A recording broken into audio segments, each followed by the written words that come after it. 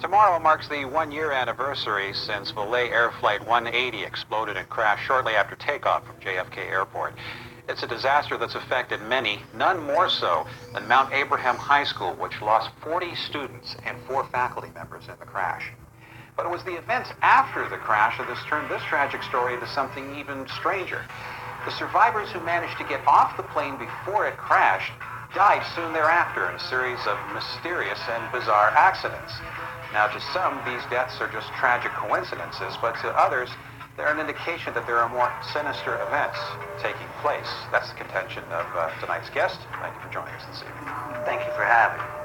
And I appreciate you using the word sinister.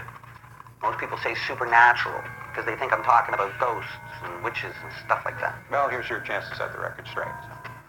Great.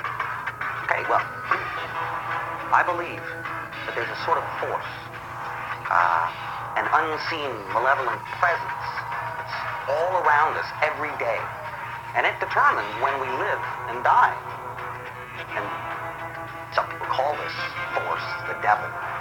You know, but I think that whole religious thing is... So I prefer to call it death itself. So I'm surrounded by death? Absolutely. Absolutely. Every day, everywhere, all the time. And that's what I want people to understand, that death has this grand design that we all fit into. So when Alex Browning got off that plane and took the other survivors with him, he basically screwed up death's plan. And that's what I'm trying to warn people about. And the fact that all of the survivors have died is your evidence of this? Well, it's not so much that the survivors died, but it's the way that they died. I mean, there were so many weird, seemingly random things about the way they died. It just didn't make sense. You know, and that's the proof that there's something out there. Wait, that's not proof. I mean, that is your interpretation of events that can't be proven in order to support your ideas, huh? Yeah, but you should be more open-minded. Oh, please. What happened after that was just coincidence. May I finish? A mere coincidence would have 1 or 2 of these kids die, but not all of them, including their teachers. Yes, but people die all the time, so why should this be any different? It forced people to question these so-called everyday coincidences. What if they were something more?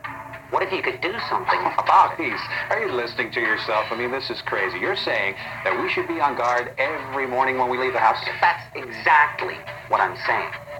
Exactly it. And in order to survive, the only way to survive is to look beneath the visible world. Because in the end, no one can escape death. And today may be your day to die.